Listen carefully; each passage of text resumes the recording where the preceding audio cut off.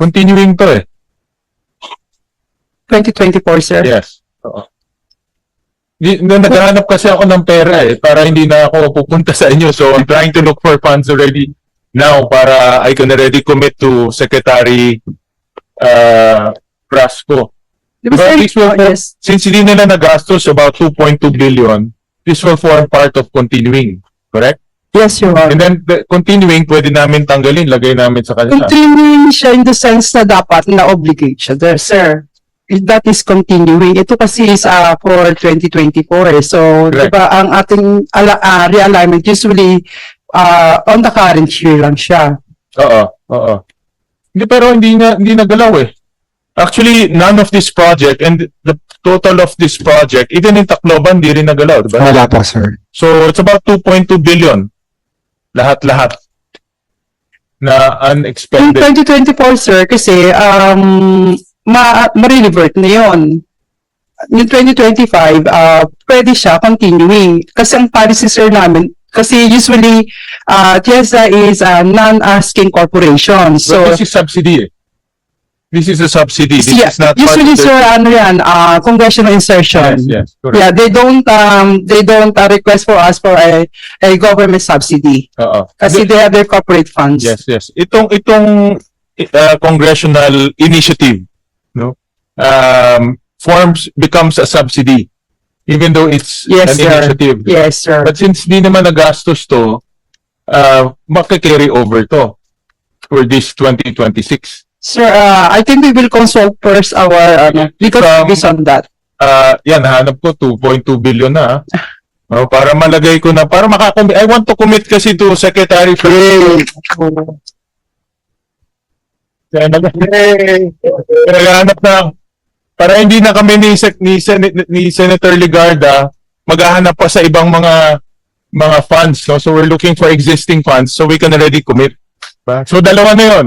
Your Honor, Yung special we will- account yes. and also the TIEZA continuing. Yes, sir. We will give you our position paper Yeah, on that. thank you. sir. Thank you for that. That's it for now, for me. I already started asking TIEZA, but okay na ako, ma'am. I've already. Oo. So, ma'am, balikan niyo na lang kami, Miss Vispo, on these two questions. And then, ang commitment namin, kung pwede, we'll channel everything to DOT. No, for Yes, their Your Honor. branding, for their branding activities. So, tingin ko 2 billion, okay na yan siguro, no? Yeah. So, yeah, thank you. Thank you, ma'am. Galing talaga pagkasama yung chair, mabilis ang decision. Yes. Would you like to proceed with the other agency? So, I have no questions for TIEZA anymore. You're done with TTB. Where are we now? Intramuros. Ano? Umiiyak ka, hindi pwede mag-commit. Nag-commit lang siya. Umiiyak. Kung pwede. Kung pwede. Yun. Babawiin niyo yung palakpak. Umiiyak si Irene. Commit ng commit eh. Hindi, ganyan din ako nung chairman ako. Oo, excited. Commit. Pero pag, Pero may solution na. oo, babagal, ibabawiin ng, ito. Intramuros Administration. Sige, dyan na tayo. Ang liit-liit ng budget. Tapos, ang gaganda ng dalawang ang nakita ko. Isa, actually, yung kahapon, yung turismo, at saka yung katabi, mukhang maganda yung exterior, yung facade. Pero hindi kayo binigyan? Zero ang NEP for MOE, for maintenance? Is that it? Or for people to maintain it? What is For it? the operations management program po, for 2026. 2025? For 2025, mayroon pong congressional insertion for the operations management, but the same is still pending for issuance of the SARO.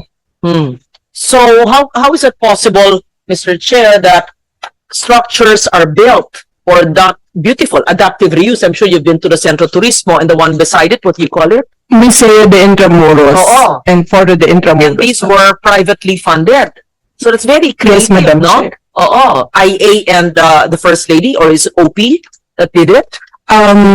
It's through, the funding came from private donations, that's but it's, the launching was through the initiative of the First Lady. Yes. So very good structures. How can we not provide the maintenance of the structures which were restored? Malit lang naman yun. Magkano? Around Hingin nyo na. Kasi wala sa NEP eh. Dapat ka sa NEP yun. Estimate lang. How much is it? I did. What will you do? Where will you get it from? we will be forced to stop with free access to Centro de Turismo because now it's free entrance to the public. So you need for MOE? For For the MOOE, we are asking for 112 million in total, including our tourism promotions funding because we provide free walking tours. We also provide free educational field trips for maintenance lang of the two privately funded structures. for the two privately funded. For the museum operations po, it's around 39 million, inclusive of the security, inclusive of the electricity, water, the museum guides. Turismo, Centro Turismo, 39M, maintenance, ba't ang mahal naman? Oh, ang mahal. Based on the actual cost estimates that we have, the security services alone would cost us 15.8 million for the two museum operations because it's 24/7. How's that? Showin paano yun? What do we do? There are two Intramuros structures na pakaganda, privately funded yung adaptive reuse, but there's no NEP provision for its maintenance. Kaya nga. Oh. And then they'll have to restrict now the visitors and charge fees if we don't give it. Oh. So I'm not sure I can amend the budget, but it does not make sense that there's no net provision for security and what do you call it? Security, janitorial, the museum guides, Maintenance. Eh, utilities. ang ganda-ganda. Linis-linis. Oo nga eh. Yun. So, would you like to amend the budget even just for the maintenance? Maintenance lang. Oo. Huwag yung 100. Hindi. Ano mo na? Huwag na yung dream. Yung basic maintenance. Yes, Madam The Chair. way it's maintained now. Yes, Basic ma'am. maintenance. Ayun. Oo. Tapos you submit it to our offices. Yes, Madam Chair. Thank you, Madam Chair. Sige. Oh, what do you want to ask sa Intramuros? Hindi na ka mag... Ha? Hindi na. Hindi na raw. Ano pang gusto nyo? Sabihin natin. Abang nandyan. Yes. May we also ask for our tourism promotions programming Yeah. because we want to continue providing free walking tours to the Yes. public Oo. and also How to much is that? provide for the walking tours it's around 1 million so that we can provide the Oo na. weekend free Akin na yun. tours. Sa kanya na yung maintenance ng Centro Turismo. Akin na yung walking tour. Sige na. And for the cultural shows, Madam Oo. Chair, Anong cultural shows ang meron? because before there was a Puertorial evenings, but we converted that into Intramuros evenings so that other sites, including Centro de Turismo, can actually be used as venues to provide free cultural shows on a weekend basis. So that would cost around 20 million for that. In fact, we have collaborated with the Philippine Ballet Theater and the Cultural Center of the Philippines and also NCCA. We downloaded funding to them so that they can collaborate and provide free cultural programming for Intramuros, including historical reenactments in Fort Santiago. Submit that to us. Okay. Yes, Madam Chair. Thank you, Madam Chair.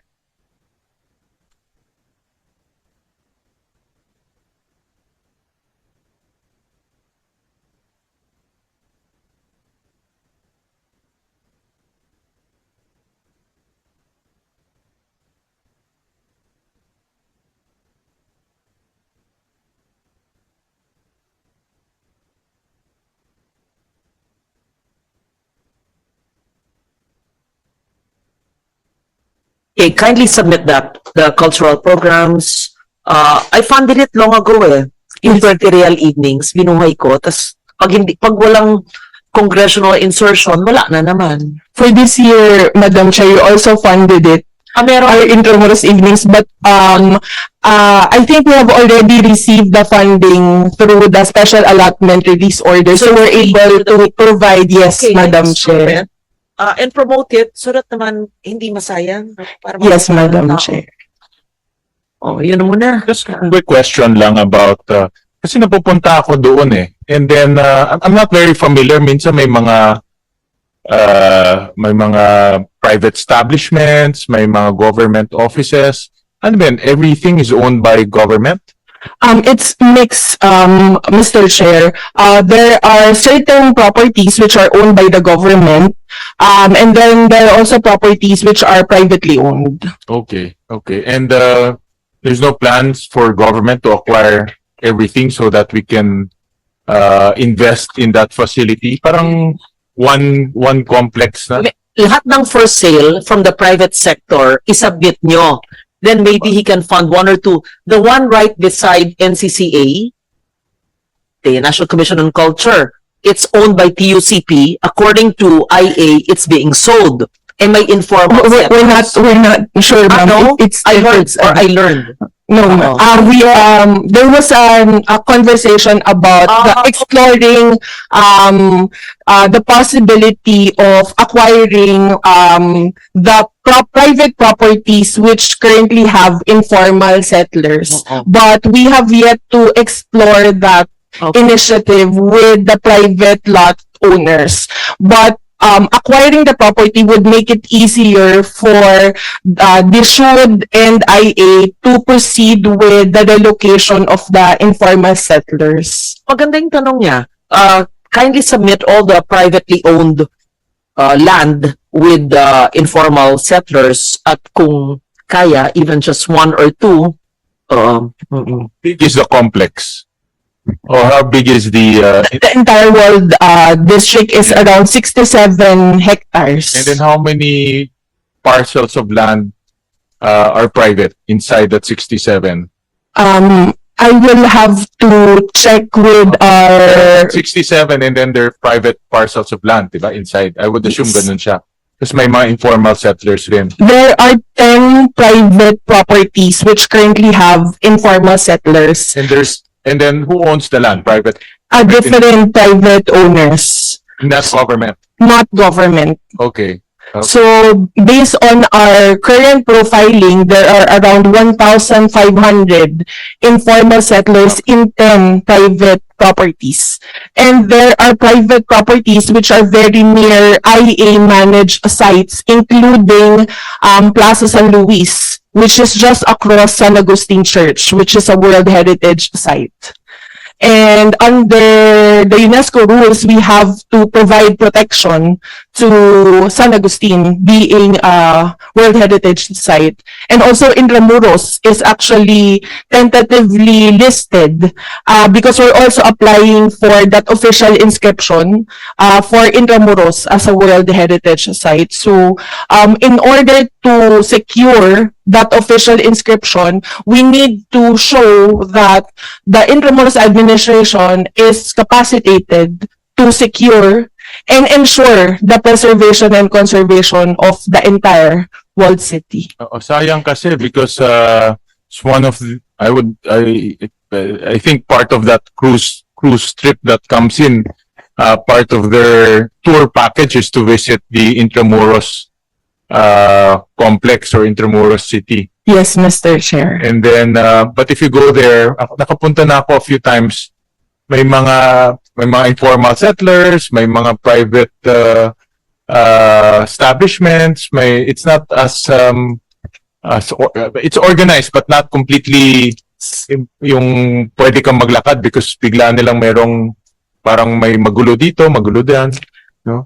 Mr. Chair, from the time that IA was created by law, it has been our challenge. No. We have already relocated a lot of informal settlers, but there's still several remaining informal settler families that remain in Intramuros. So we have been working with the Social Housing Financing Corporation and the Department of Human Settlements and Urban Development in order to relocate all of these informal settlers, we have managed to relocate already 197 families last year. And we hope that within the year, we'll be able to relocate 273 more.